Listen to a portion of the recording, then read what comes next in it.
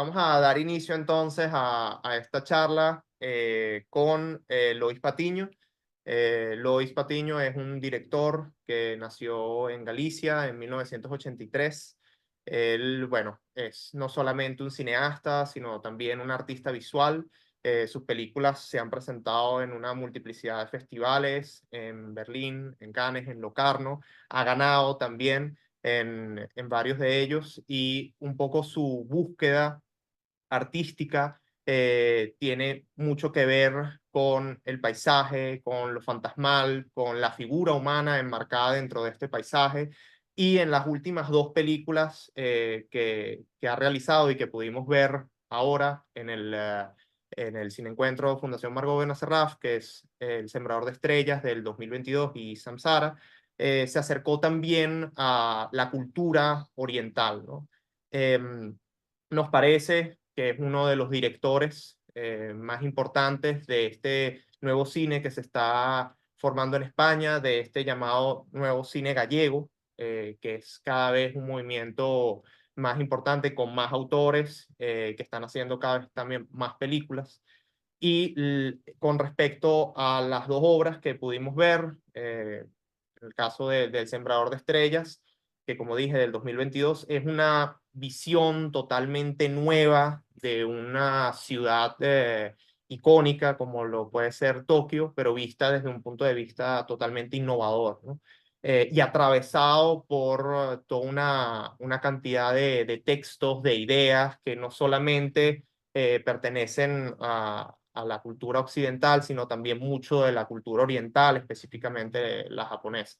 Y en el caso de Samsara, es una película que toma o como que parte del texto El Bardo Todol, el libro tibetano de los muertos, y hay una búsqueda muy interesante por parte de Lois, como ustedes pudieron ver, de tratar de materializar, ¿no?, esta transmigración del alma, que es uno de las ideas, ¿no?, que está muy marcada dentro de la espiritualidad budista, ¿no?, de la reencarnación.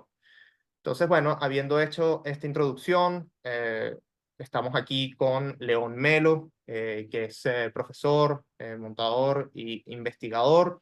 Él también es programador del Festival Habitar el Cine. Y mi persona que les habla, Humberto Salvatore, estudiante de artes de la Universidad Central de Venezuela, programador de los Cineencuentros Fundación Margot Benacerraf y también del Festival Habitar el Cine. Entonces, habiendo dicho todo esto, quiero agradecerle a Lois no solamente por sus películas, sino también por su presencia hoy aquí. Y estamos muy agradecidos y es un honor para nosotros. Gracias, Lois. Bueno, muchas gracias por la invitación. El honor es mío. Yo creo que también es la primera vez que se proyectan mis películas en Venezuela. Que ya sabéis que para España es un país muy importante, con mucha afinidad. De hecho, mi madre vivió hasta los 8 años en Venezuela y bueno, pues es un honor para mí. Bueno, increíble saber eso, que de alguna manera hay una relación, ¿no? Una conexión con Venezuela. Y yo creo que podríamos comenzar esta conversación.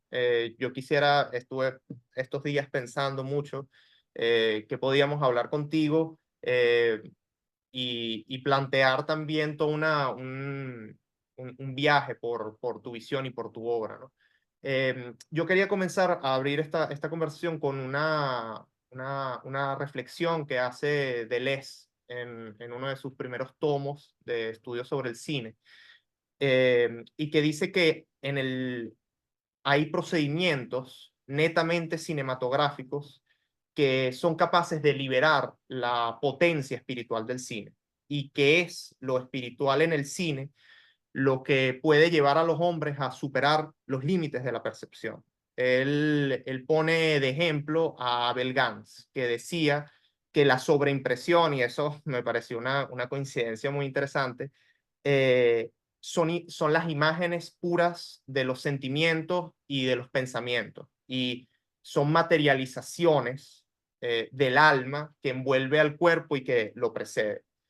Yo creo que esta reflexión, este fragmento de Deleuze tiene mucho que ver no solamente por obvias razones, con Samsara y con El Sembrador de Estrellas, sino que también tiene mucho que ver con toda tu visión cinematográfica y tu concepción artística. Porque a lo largo de toda tu obra, yo creo que has estado buscando liberar esta espiritualidad del cine y también de llevar a los espectadores, al público, a superar los límites de la percepción. Quisiera que nos hablaras un poco de esta visión y de estos dos pilares fundamentales de tu concepción estética y artística. Sí. Bueno, alucinante la cita que has sacado, no, no la recordaba y me han dado ganas de volver a leerlo, ¿no? Porque son libros capitales, ¿no? Para los que entendemos el cine con este potencial filosófico, metafísico, trascendente. Y, y creo que sí, o sea, como son libros llenos de ideas inagotables, ¿no? Porque creo que cada vez que acudes a ellos, pues tú también como has cambiado, y yo creo que ya ha cambiado lo suficiente como para volver a releerlo o recordarlo, ¿no? Porque sí, yo trabajo en esa dirección, digamos, el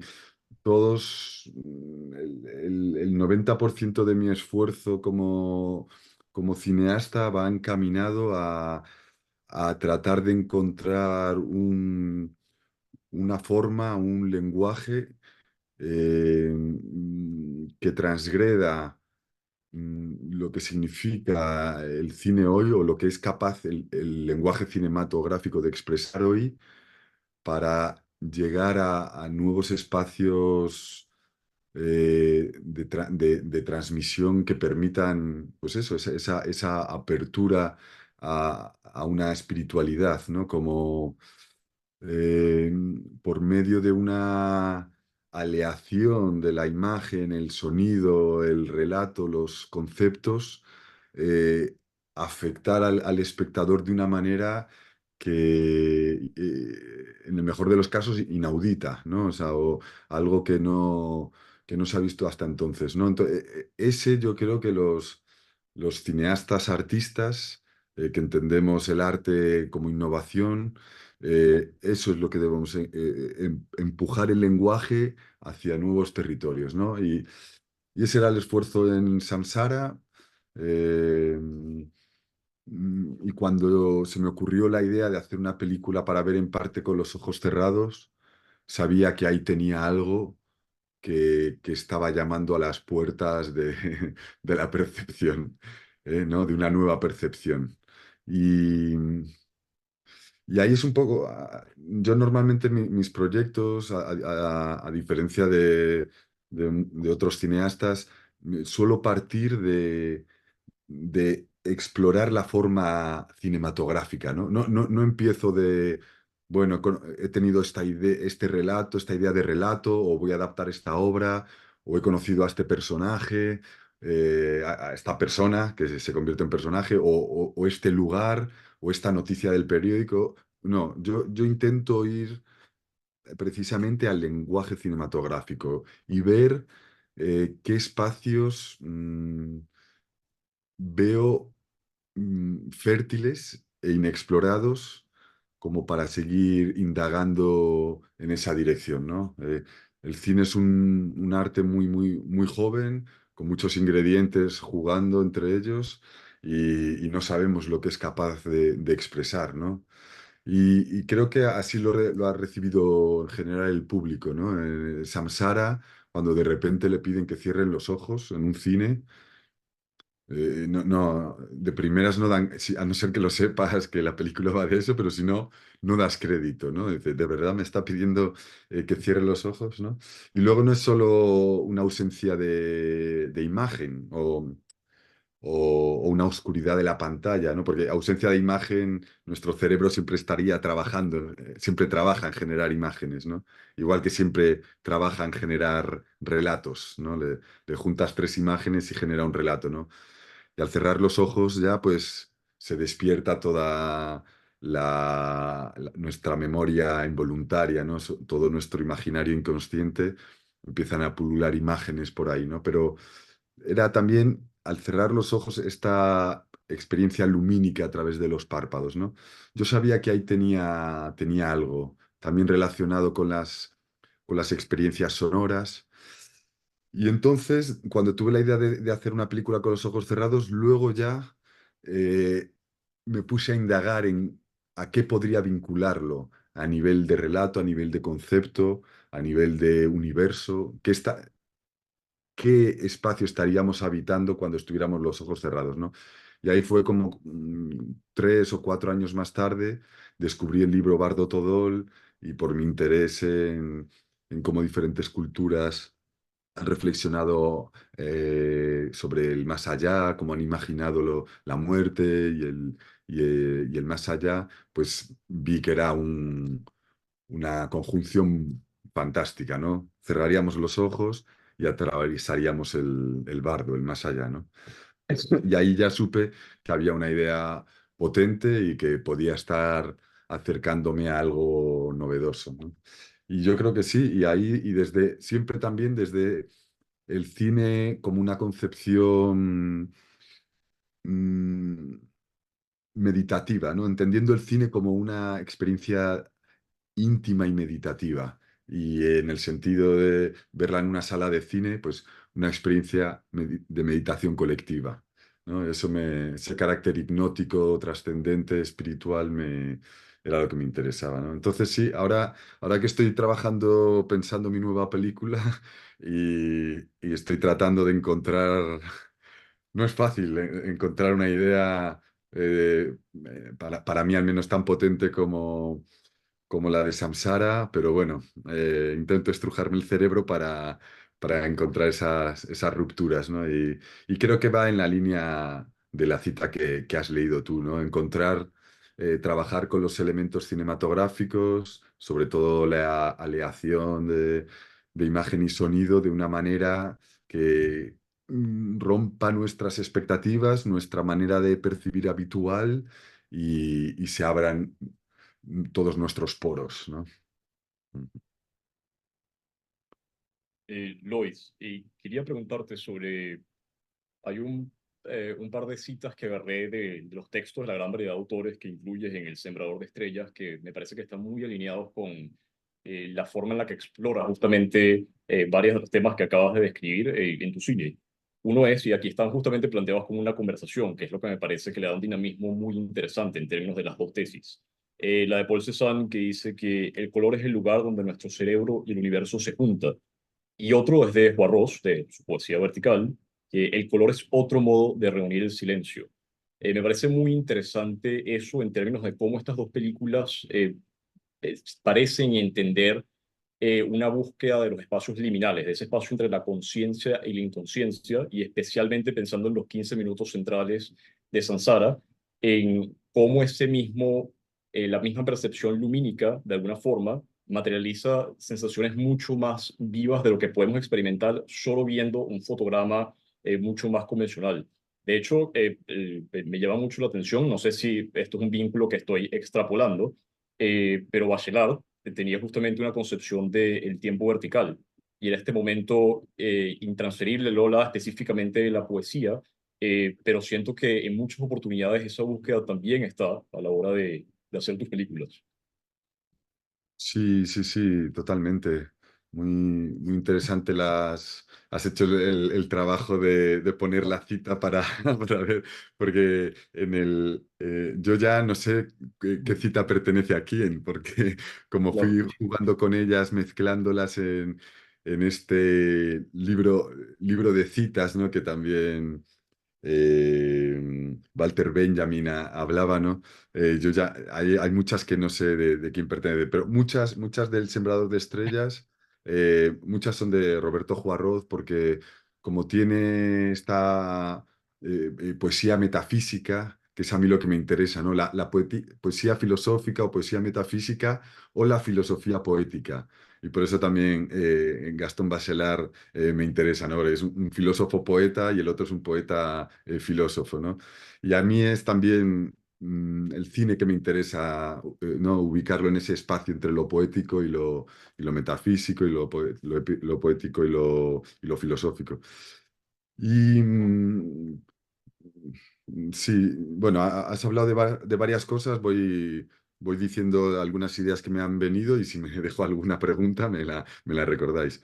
Pero bueno, por un lado está el trabajo con el texto, ¿no? Que yo al principio, al trabajar sobre todo la experiencia contemplativa en el cine y el concepto de la duración, de cómo habitar las imágenes y lograr que las imágenes nos habiten a nosotros, ¿no? Dejar ese tiempo de inmersión en la imagen.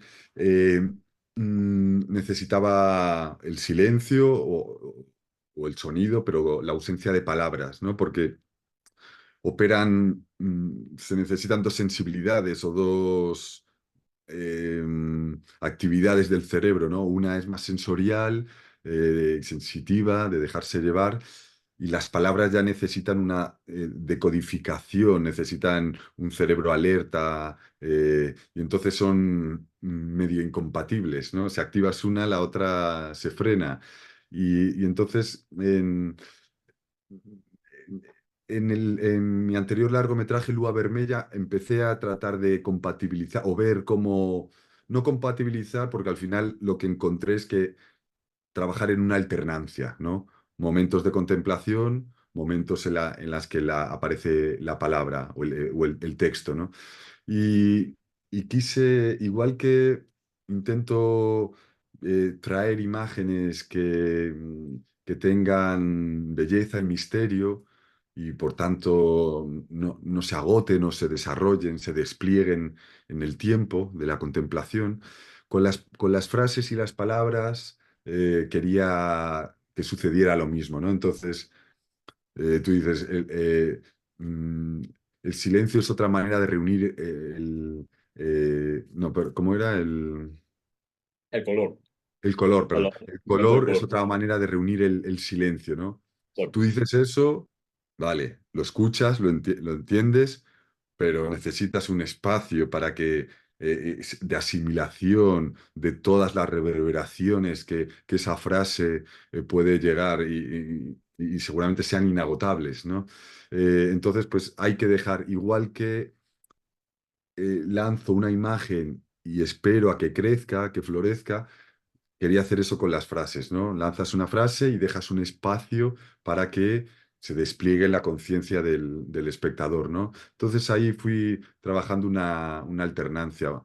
El Sembrador de Estrellas es una película, así como hay películas que tardas mucho tiempo en idearlas, el Sembrador de Estrellas, básicamente fui con mi novia a Tokio y un mes con la idea de, ella es artista también, de hacer un trabajo, ella el suyo, yo el mío, y la primera noche ya quedé deslumbrado con los trenes nocturnos y dije, yo voy a grabar esto, aquí hay meditación, hay experiencia hipnótica, y entonces, nada, fue así. En una noche pensé la idea y se podía haber quedado en la experiencia plástica, silenciosa. Yo lo vinculaba mucho en mi cabeza a un cortometraje mío anterior que se llama Montaña en Sombra, donde vemos esquiadores en la distancia, ¿no? Entonces, todo el aprendizaje que había tenido en Montaña en Sombra lo traje aquí. Era la primera vez que yo trabajaba en un entorno urbano, eh, pero ya desde Montaña en Sombra también descubrí que esta mirada desde de la distancia a las personas no solo era una distancia física, sino que adopté que el punto de vista de quien mira en Montaña en Sombra era la montaña, ¿no? Es la montaña mirando al ser humano desplazándose. Entonces, eso le da una distancia metafísica también, ¿no? Ya ves al ser humano con extrañamiento y sus actividades con extrañamiento, ¿no? Y aquí y empezó a aparecer todo lo espectral. Ya a partir de un tratamiento alterado de la imagen, empezó a emerger eh, sí, ya no estamos en el mundo real, ¿no? Sino que hay una alteración o parte está en el mundo real, parte no, ¿no? Como el fantasma, ¿no? Que está en el mundo real, pero habita otra dimensión. Y es con esa mirada espectral de limbo, es como con la que teñí también Tokio, ¿no? Que se convierte en un gran limbo atravesado por estos dos personajes, ¿no? Y ahí, pues poco a poco sí que fui, primero, después de esta experiencia plástica de la ciudad de Tokio, decidí que quería que apareciera la palabra y que no fuera solo un ensayo, ¿no? Donde podría ir apareciendo estas citas, sino que quería que fuera un relato.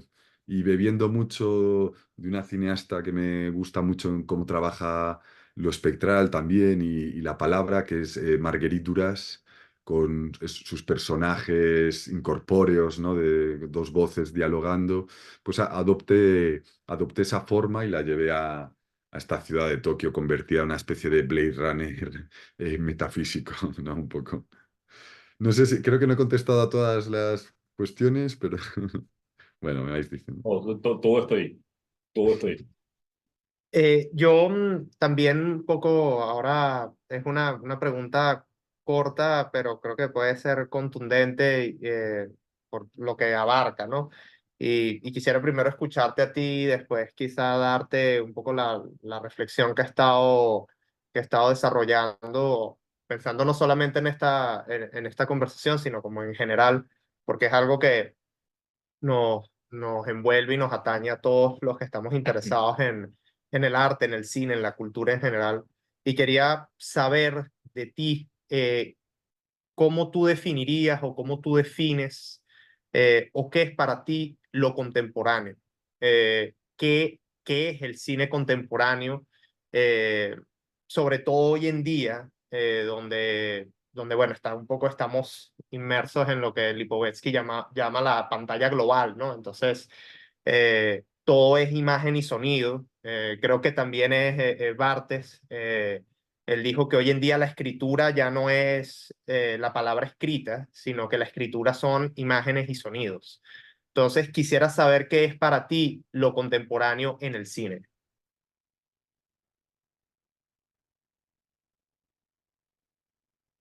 Sí, a nivel de dónde está situado el cine hoy o en relación a las reflexiones que comentas, creo que sí, que, o sea, por un lado, la imagen ya es el mundo, ¿no? Y sí, creo que, o sea, creo que es muy poliédrico el mundo contemporáneo del cine. Hay muchas voces, muchas direcciones apuntadas, ¿no? Creo que, bueno, estamos empujados de una manera fuerte hacia una aceleración de la imagen, ¿no? Eh, y creo que, bueno, para mí lo contemporáneo en el cine siempre va a estar vinculado a la idea de límite, ¿no? De lo que comentaba antes, ¿no? De dónde qué es el cine capaz de expresar hoy en día y cómo diferentes cineastas contemporáneos están logrando expresar algo distinto que no se había expresado antes, ¿no?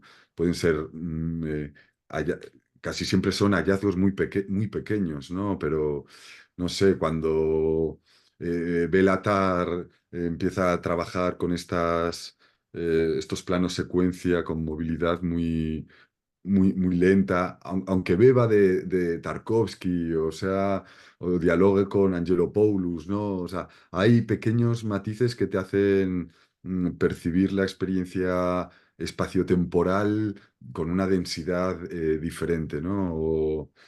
Sí, no sé, o incluso gestos incluso que no son tan formales, aunque sí también, pero a Pichapón ver a Setakul cuando nos descubre de una manera muy natural nuevas capas de realidad en la imagen, ¿no? En memorias, cuando empieza a escuchar la memoria de otras personas, ¿no? No sé, hallazgos conceptuales que tergiversan la experiencia cinematográfica como la entendíamos, ¿no? Y ahí, pues, creo que ya hay muchas direcciones, ¿no? No conozco yo tanto, seguro que hay alguno que trabajen en la aceleración exponencial de la imagen de una manera radical, ¿no? No solo como un reflejo de la aceleración del mundo actual, sino llevándolo a un punto más atomizado incluso de velocidad, ¿no? Creo que hay muchas maneras de romperlo, ¿no? Yo estoy por mi sensibilidad, por mi modo de sentir y de estar en el mundo, estoy más en la idea de la duración, ¿no? Pero creo que desde Ujú. una aceleración exponencial también se puede romper el lenguaje cinematográfico, ¿no? Y bueno, también toda la cuestión de la ruptura de la pantalla expandida, la realidad virtual, la inteligencia artificial va a dar también resultados sorprendentes con esa herramienta, ¿no? Hay, hay muchos ingredientes y siempre herramientas nuevas han involucrado posibilidades de expresión nuevas, ¿no? O sea, cuando la cámara se volvió ligera, se pudieron grabar de determinada manera. Cuando se empezó a grabar, se pudo grabar sonido directo, empezó a aparecer otras películas diferentes, ¿no? Siempre nuevas herramientas traen posibilidades de exploración novedosas, ¿no? Entonces, creo que siempre estamos en épocas interesantes y con esta idea de que se repite mucho, ¿no? De si el cine ha muerto o tal. Yo es que creo que el cine debe morir para renacer de una forma distinta, ¿no? Entonces, el cine seguramente ha muerto ya muchas veces, ¿no? No es una muerte anunciada que nunca llega, no.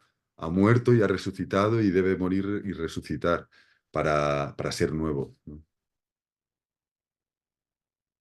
Yo, hay una totalmente de acuerdo con muchas de las cosas que dices y sobre todo por las reflexiones que me habían venido pensando justamente sobre este concepto de la contemporaneidad, también a raíz de un texto de un filósofo italiano que se llama Giorgio Agamben, que él habla justamente tiene un texto muy pequeño que se llama ¿Qué es lo contemporáneo? Y él justamente dice en ese texto que, aquí lo tengo porque quizás es más largo que el resto, dice que todos los tiempos son para quienes experimentan su contemporaneidad oscuros y contemporáneo justamente es aquel que sabe ver esa oscuridad y aquel que está en condiciones de escribir humedeciendo la pluma en las tinieblas del presente.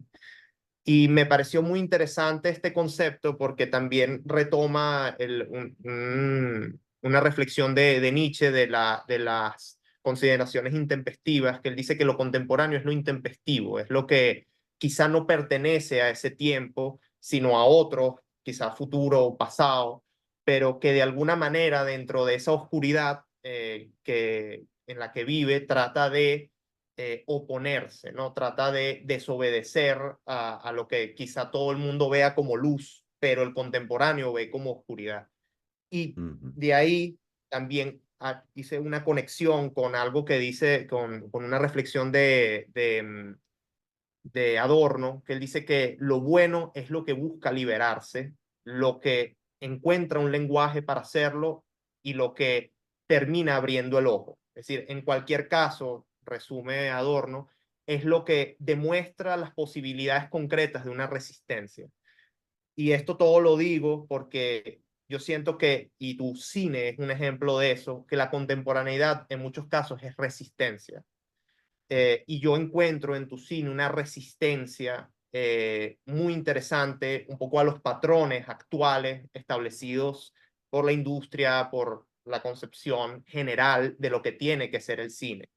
Porque si uno recorre tu filmografía desde los primeros cortometrajes hasta los primeros largometrajes, tú, por ejemplo, a lo invasivo y a lo asfixiante, tú propones la distancia, ¿no? Y a lo a lo vertiginoso de la realidad contemporánea, tú propones la inmovilidad, en el caso del Guavermella, y en este caso, en el caso de Samsara, tú a la cantidad ingente de imágenes que nos rodean y que son eh, avasallantes a cierto punto, tú propones ver una película con los ojos cerrados. Entonces, y yo creo que en este caso eres una referencia de la contemporaneidad por la resistencia que estás demostrando a través de tu cine. Ujú. Sí, yo me veo a mí mismo ahí también, ¿no? Em, pero sí, no sé si es tanto como una elección, que seguramente también, pero también como un tratar de, creo que el cineasta también, el artista, lo que tiene que tratar y de esforzarse es en que la obra condense la esencia de su modo de ser en el mundo, ¿no? De cómo, que entre la obra y el autor intentar difuminar las distancias, ¿no? Eh, mm, no solo porque conseguirás ser más preciso y más profundo en lo que transmites, sino que también es que es lo que estás dejando, es lo que va, con suerte, va a quedar después de que será tu representante en la tierra también, ¿no? Y entonces, pues bueno, igual que ahí está el esfuerzo de explorar el lenguaje cinematográfico, está el esfuerzo de llegar a la esencia de uno para transmitir, pero evidentemente mi esencia, mi mirada está trabajada pues, en el mundo contemporáneo y viendo que en lo contemporáneo, claro, por un lado parece como lo más obvio, ¿no? Porque está rodeándonos, lo estamos viviendo permanentemente, pero precisamente por esa falta de distancia, muchas veces es lo más, ¿no? De tan iluminado que está, no lo ves, ¿no? Te deslumbra. Y por eso hay pues esos espacios de oscuridad, ¿no? Ahí sucede también algo, sobre todo con las películas industriales y que hay una agenda político-social, ¿no? En determinada, que va en determinada dirección. Y tanto en los comités de selección de los proyectos, a la hora de qué proyecto se financia, qué no, como tal, si entras en la agenda político-social que se valora en tu país, en tu cultura, pues es más fácil que... Pero si tratas de poner el foco en aspectos que permanecen más en la sombra o que tratan de reflexionar o cuestionar esa dirección que se está tomando para no ir como borregos en una dirección, pues ahí es más fácil, más difícil a veces conseguir apoyos, incluso visibilidad en festivales, ¿no? Porque los festivales de cine también son, quieren ser tienen ese poder de guiar la atención mediática y entonces actúan con responsabilidad y muchas veces en esa dirección, ¿no? De dónde está la agenda político-social, ¿no? Y entonces, pues bueno, hay entonces, no sé, hay, por ejemplo, hay cineastas que de una manera más radical que yo en lo temático van a esos espacios, ¿no? En España hay uno, que es Albert Serra. Albert Serra es alguien, su cine en la forma es muy transgresor y en las temáticas es alguien que trata de cuestionar permanentemente la dirección en la que vamos, ya sea con películas de época, pero que nos interpelan, ¿no? Desde esa reflexión, sea para películas más actuales. Ahora ha hecho acaba de estrenar y ganar en San Sebastián con una sobre los toros, la tauromaquia, y en un momento en el que, no sé, bueno, está un poco polarizado, pero un 70% de la población está en contra de que se maten a los toros, ¿no? Entonces, él con una película. Yo no la he visto, pero he leído críticas y creo que entiendo que no hay un posicionamiento claro, ¿no? O sea, acompaña al toro y por tanto hay una empatía con el toro y luego hay también un deslumbramiento con toda el ritual del toreo, ¿no? Que tiene una gran belleza, ¿no? Entonces, pues eso, no hay blancos y negros, ¿no? Hay una gama de grises muy pronunciada y ahí es donde están los espacios de reflexión, no en la polarización, ¿no? Luis, yo no quería dejar de preguntarte por el trabajo de diseño sonoro de Javier Arquicia, que colaboró en ambas películas.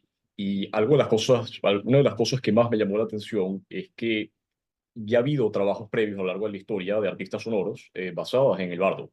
Está Pierre Henry, un artista que adoro llamada Eliane Reich, que hizo la trilogía de la muerte. Y muchas de esas piezas, de hecho, tienen una duración mucho más larga, son más contemplativas, tienen una aproximación sonora radicalmente distinta.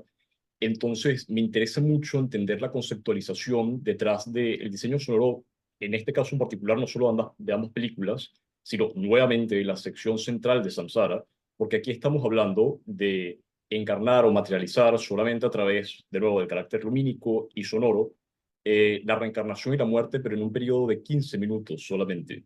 Es una experiencia trascendental que está comprimida en un periodo muy corto. Y de hecho siento que termina siendo muy emotivo por lo mismo, porque los sonidos en ese momento en particular son de las pocas cosas que nos atan a lo terrenal y que nos vayan a llevar, a terminar de llevar justamente con el sonido de las olas a la última sección de la película.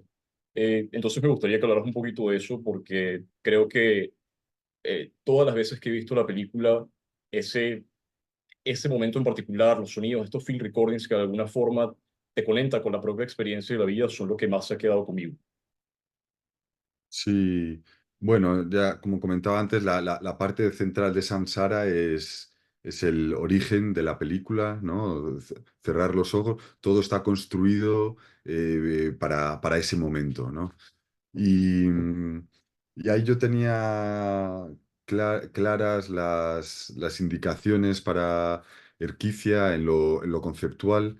Em, la duración oscilaba, pero claro, tampoco quería que fuera una película, es una película ya casi de 2 horas y me parecía... Luego varía mucho porque al cerrar los ojos la sensación temporal varía y hay gente que siente que han pasado 5 minutos, otros 25. A veces en los coloquios, en los cines, hacía ese juego, preguntaba al público y a veces una persona sentada al lado de otra, uno 5 minutos, otro 25 y estaban codo con codo. Em, lo que le pedí es, lo dividí, quería que dividiera esa parte de ojos cerrados en dos partes. La primera parte que fuera sí que una especie de traducción con su estilo de algunos sonidos, sobre todo del inicio del Bardo Todol, del libro, que hay muchas descripciones sonoras, ¿no? Y sobre todo al principio habla de una tormenta, de un rayo. Entonces, que tradujera algunos de esos sonidos de la parte inicial y luego, pues ya, digamos, una interpretación más libre, ya sin basarse en los sonidos descritos, ¿no? Y la segunda parte la quería ya mm, por motivos narrativos y conceptuales que nos llevara a sonidos de diferentes lugares del planeta, ¿no? Xavier Erquicia ya tiene una carrera grande como no solo diseñador de sonido, es productor de música, es teórico del sonido, es profesor de sonido. Entonces, tiene muchas virtudes. Y entonces lo que le pedí ahí era, a partir de las field recordings, ¿no? De los trabajos de campo que había hecho a lo largo de su carrera en distintos lugares del planeta, ha grabado en Timor, y por ejemplo escuchamos la voz de una anciana que habla en una lengua que ya ha desaparecido, porque estuvo haciendo un estudio en Timor sobre lenguas que en proceso de desaparición. Hay sonidos de la India, hay sonidos de Sicilia, hay sonidos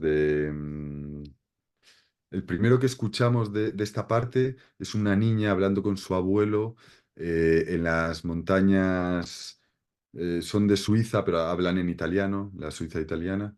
Y, y era un poco la idea a nivel narrativo con esto era que quería que pareciera como si son lugares donde el alma está, o el espíritu, o la mente está tentada a reencarnarse, ¿no? Como si fueran pequeñas llamadas o lugares que van apareciendo, y si lo escuchas en el cine con 5.1 son sonidos que aparecen, ¿no? Como desaparece la pantalla como origen de los sonidos, ya puedes trabajar el surround de una manera muy libre, ¿no? Y muy radical, ¿no? Entonces estos sonidos aparecen de esta manera. Y luego también a nivel conceptual quería que fueran sonidos muy precisos, que nos dibujaran imágenes, ¿no? Sonidos que nos permitieran imaginar a partir de ellos, ¿no?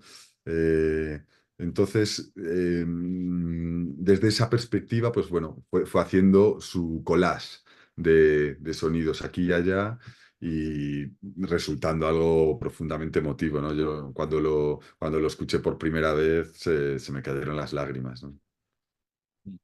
Y en El Sembrador de Estrellas era una película, yo la grabé algo de sonido directo, pero muy poco útil porque o estaba grabando desde el bar de jazz de lo alto de un rascacielos a través de la ventana, todo lo que escuchas es un jazz suave, blandito, o es desde la carretera que vas escuchando los coches, ¿no? Mientras grabo los anuncios de neón o así. Y él había estado grabando trenes en Suiza para una pieza, y entonces con ese sonido eléctrico, como la película también solo no hay nada material, ¿no? Lo único que vemos es la luz artificial de los neones, de los edificios, de los barcos, de los trenes. La presencia de la electricidad quería que estuviera, ¿no? Entonces, pues hizo una composición también a través de esas grabaciones de la red eléctrica de los trenes. Yo, por lo menos, una última de las cosas que te quería preguntarlo y que me parece interesante, sobre todo por lo que está pasando actualmente, un poco esta cantidad de cineastas en España, ¿no? Que es un fenómeno que me parece fascinante, que es que cada vez más cineastas en España están realizando sus películas fuera de España, ¿no? Hay muchísimos casos, Álvaro Pulpeiro, que hizo justamente una película aquí en Venezuela. El año pasado, o no, este año, Ana Cornudela de Human Hibernation hizo la película en Estados Unidos. Mauro Erce, que fue el director de fotografía de Slow Ahead, es en un barco filipino, tú. El mismo Albert también, que ha trabajado mucho tiempo fuera de España en Francia. Carlos Casas, también el artista sonoro que hizo Cemetery, que también tiene mucho que ver un poco con esta figura también del elefante, de la transmigración del alma. Eh, un poco quisiera saber cuál es tu visión de este acercamiento que uno puede tener a unas culturas que en muchos casos son muy diferentes a las de uno.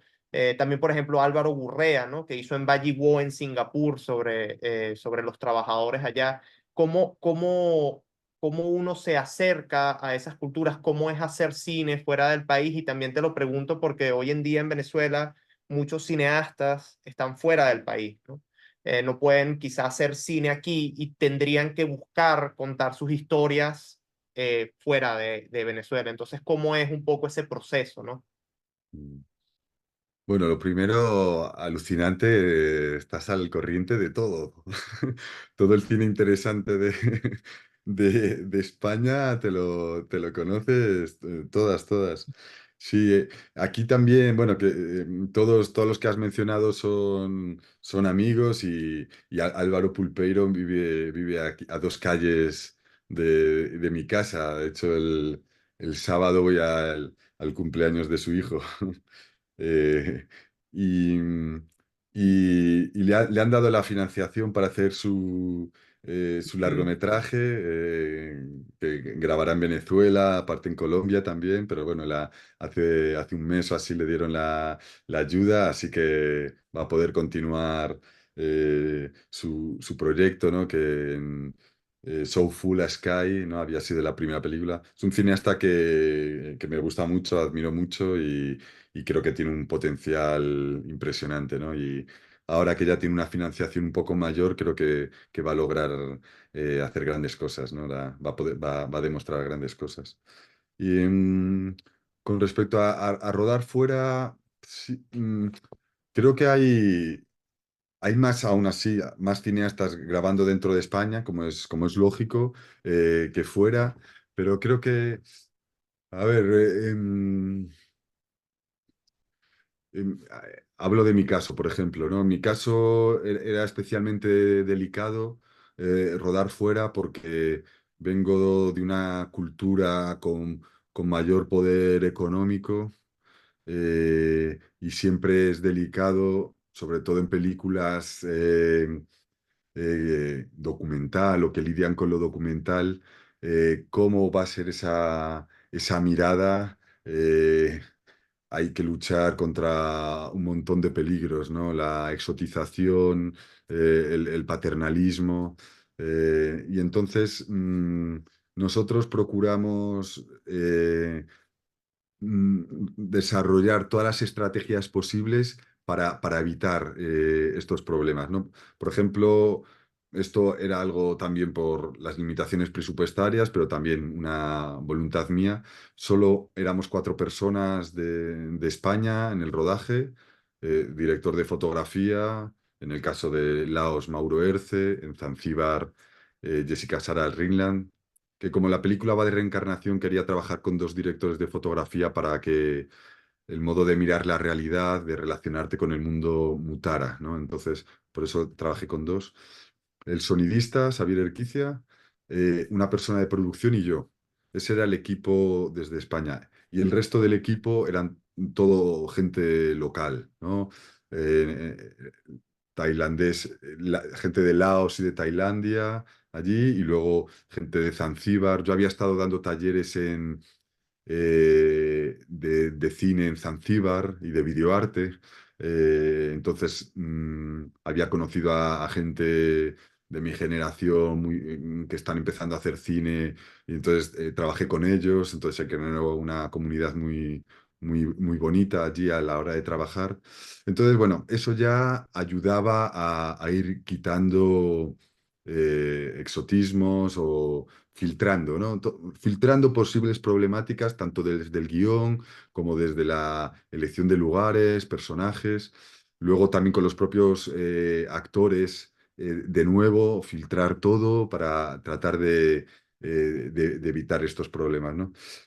Pero bueno, ya más allá de ello, a nivel conceptual, ¿no? Porque esto, la, em, la procedencia del cineasta hay en determinados sectores y ahora, por ejemplo, en la comunidad, en la academia estadounidense es un problema muy grande y esta cuestión, ¿no? Para mí, em, si depende de la perspectiva del cineasta y el resultado de la obra, ¿no? Si la perspectiva es, como era en nuestro caso, una posición de humildad, de voluntad de aprender y comprender al otro, una voluntad de alteridad, de ponernos en la piel del otro para comprender sus preocupaciones, sus anhelos, sus temores, creo que no solo no es problemático, sino que es algo que se debería subrayar. Es un ejercicio que deberíamos subrayar. La otra propuesta, la no permitir que cineastas de distintas culturas graben en otras culturas, me parece que fomenta un solipsismo, un aislamiento fagocitador de nacionalismos y de desconexión entre culturas. Entonces, yo creo que establecer puentes de alteridad con diferentes culturas, no solo me parece que no debería prohibirse o denunciarse, sino que debería fomentarse. Es un ejercicio que deberíamos fomentar.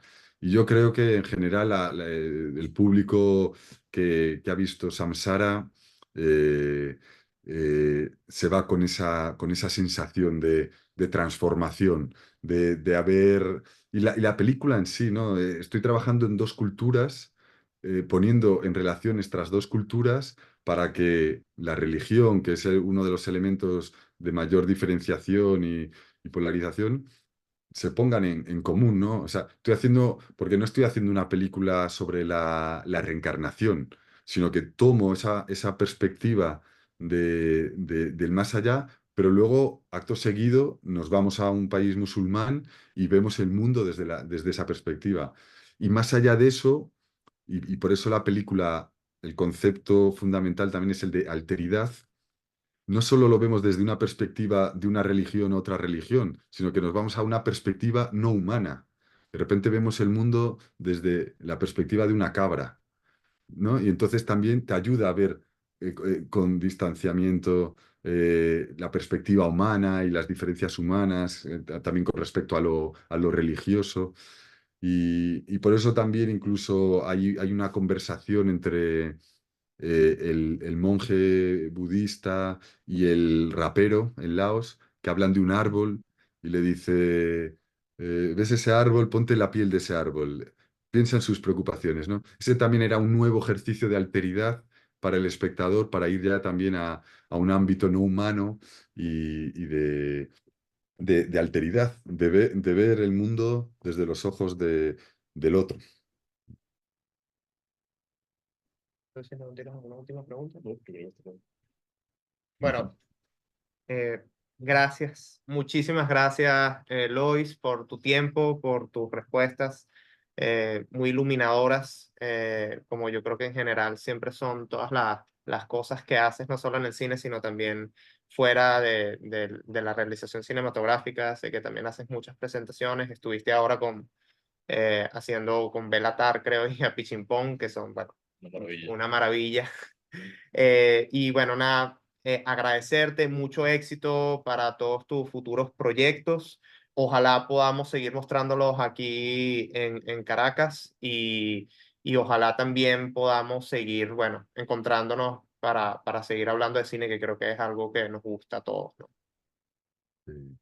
Muchas gracias, la verdad que da mucho placer poder hablar y profundizar tanto en el lenguaje cinematográfico, en el mundo contemporáneo y sí, sí, me voy con un montón de citas y de ideas y de conceptos y la verdad es que tenéis un conocimiento global tanto del cine español como del lenguaje cinematográfico asombroso. Así que bueno, mucha suerte también a vosotros con todos vuestros proyectos y ojalá, pues bueno, con próximas películas nos podamos volver a encontrar. Gracias. Ojalá que sí. Muchísimas gracias, Lois.